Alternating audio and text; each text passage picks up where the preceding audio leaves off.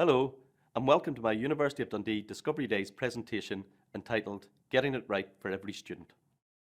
I'll begin by introducing myself and giving you some of the background around my professional career.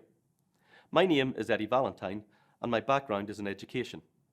I began my career a number of years ago as a class teacher in Dundee before becoming a deputy head teacher and then head teacher. In that time, I've taught in a couple of local authorities, Dundee and Angus. My professional interests lie in a few areas, particularly in leadership and policy, such as curriculum policy. But I've also got a really keen interest in restorative approaches and developing strong relationships in a pastoral manner, which connects very much to the content of my presentation here today.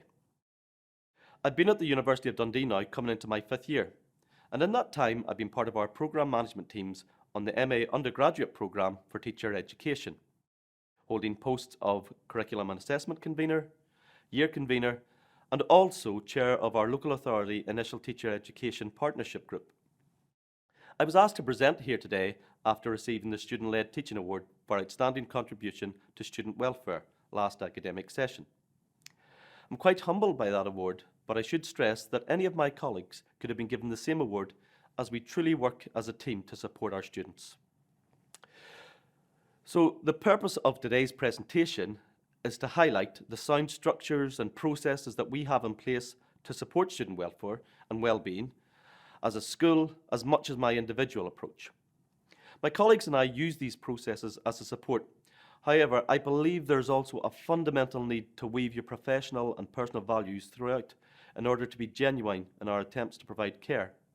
And I hope this is what I'm able to achieve in my day-to-day role. And if you'll indulge me, I'll attempt to exemplify this with some of my professional experiences that have also helped shape my philosophy in supporting students. Student welfare is always a priority, however. Over the last few academic sessions, it's become absolutely a key focus for the School of Education and Social Work. The impact of COVID-19 created a unique context for student life, and this required a response to how, as a staff member, I engaged and supported and reached out to my students. One such way I achieved this was in my role as an advisor of studies. I should stress that all our advisor of studies in our school are supported by a lead advisor of studies, Mr. Derek Robertson, and he oversees and is able to coordinate our approach, and that's backed up by our pastoral convener, Tricia Thompson, and our professional placement convener, Nikki Doig. So that really the individual advisor of studies and the convener team, along with the lead advisor of studies, provides quite a robust support network around our students so that we're as rigorous as we possibly can be in providing pastoral support. As an advisor of studies over these past few sessions, this proved a challenge due to the obvious COVID-impacted reasons. However, taking advantage of the technology allowed for meetings and conversations in a virtual sense. It also allowed me greater flexibility in and when and where we communicated with students. And I suspect that this is an area that the students welcomed such flexibility. In addition to this, I scheduled on-campus sessions which were popped into student timetables and ran weekly. Some of these were operated under particular modules, and some were just about having that contact and that opportunity to chat. To ensure consistency, the school has got a very comprehensive guidance pack to support advisor of studies and staff colleagues. And this goes alongside some really excellent professional development opportunities, which ultimately ties in with the wider approach of the University of Dundee. So now that we have in place the structures and the guidance and the process is clear, I suppose the key ingredient becomes our professional values and our personal values. An educationalist that I enjoy listening to is a gentleman called Sir John Jones. Sir John uses a phrase to speak about empowerment and teacher activism within education, and this phrase is righteous indignation. And I love that phrase, the notion of rolling your sleeves up, putting your shoulder against the injustice and unfairness that sometimes face our young people, trying to do something to support. Sadly, over the last few years, I've dealt with students who have experienced all sorts of challenging situations.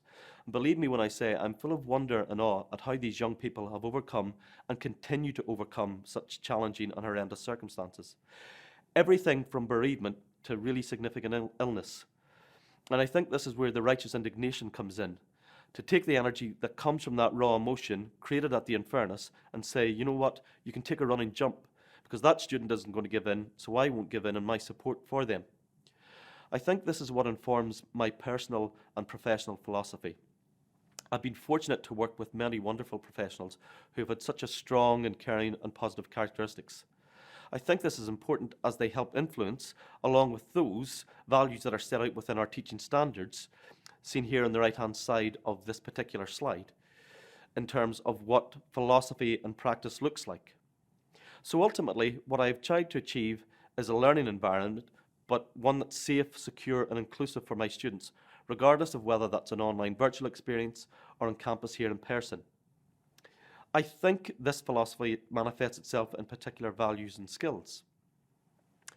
When we're providing pastoral support, the values of social justice, empathy, and compassion need to be front and centre. I think it's a very human thing. I think it's really important. And I'm reminded of a little story where I was telling a very young primary 1 class the story, the fairy tale of the 3 little pigs. And as I read the story, I was getting to the point where the big bad wolf had come to the first house, and I paused, allowing that tension to build. A little girl was sitting in front of the carpet, and she was edging closer and closer, and I could see the tension building in her face. I continued with the story. And he huffed, and he puffed, and he blew the house down. And the little girl immediately exclaimed, "The bird!" When I recovered from the unexpected response and had time to reflect, I could appreciate the very real, human, and appropriate feeling of empathy. You see, at that moment, had that wee pig entered the classroom, the little girl would have done anything to support and help. We want that in our children. We want that in our young people. And I believe we need to be exactly like that when we're caring for them in return. The lesson there for me in my day-to-day practice is not to worry about displaying that compassion or care. And I don't. And can I stress, I said, appropriate response to that, not the vocabulary. I've always tried and strived to create positive relationships. Relationships at the heart of education are important, and I believe we need those to have a good and strong society. What we need to do is to be able to nurture and build these relationships to ensure we've got trust and honesty and can get to a point where difficult conversations can take place and where tricky subjects can be broached. Honesty and trust are incredibly important in delivering these strong and developing these strong relationships. Not the brutal honesty of my youngest child who's used to describing me as the second best dad he knows, or the razor-sharp honesty of my mum who comments upon my weight every time I travel back home to Ireland. Rather, it's that non-empathetic, that non-judgmental honesty which is about understanding. This is challenging because even then, conversations can be hard. This slide, by the way, is an extract of a conversation with a primary 6 boy after I just conducted a choir in the Caird Hall in front of hundreds of people, including music professionals who were judging the performance.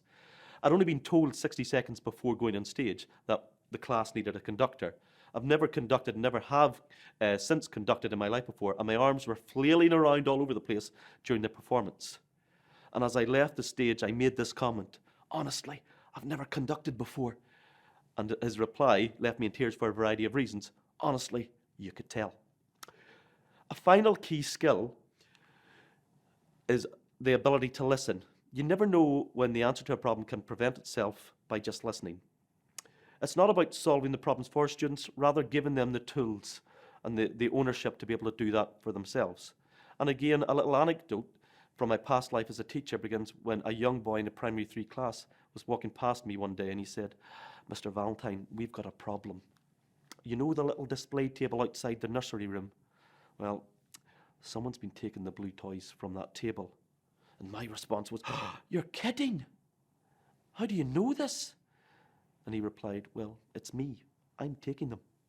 And he went on to explain that Mum had been decorating the house and the bathroom had been done up and the bathroom was predominantly a blue colour and he thought that these blue toys would look wonderful in the bathroom.